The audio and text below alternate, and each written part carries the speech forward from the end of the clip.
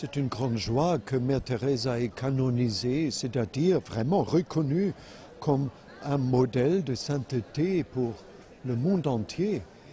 Elle était déjà pendant sa vie tellement admirée en Inde, et pas seulement par les chrétiens, même par les hindous. Elle était admirée.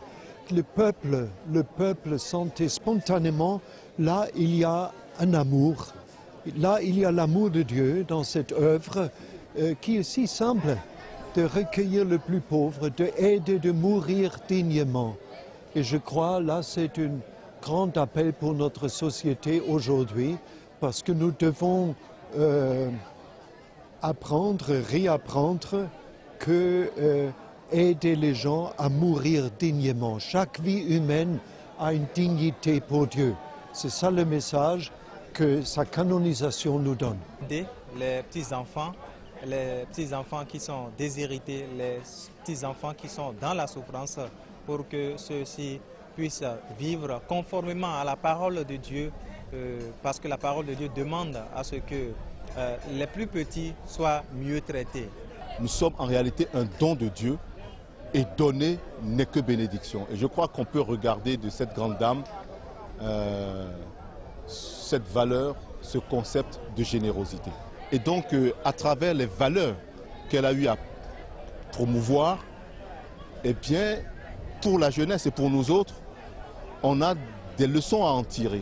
Le faire, rendre publiques ces valeurs, rendre accessibles ces valeurs à nous autres ou aux plus jeunes, je crois que c'est une belle action. C'est une très bonne chose et on suivra ça avec beaucoup de piété. Mère Teresa a cumulé les deux, la vie contemplative et la vie active. La vie contemplative parce que une partie de sa vie a été sa vie dans sa congrégation. Mais la deuxième partie, c'est au service des pauvres, les déshérités, tous ceux-là qui n'ont plus, aux yeux des hommes, des raisons de vivre. Elle s'est donnée totalement et c'est une chance d'avoir eu cette dame-là, cette religieuse-là, la mère de Calcutta.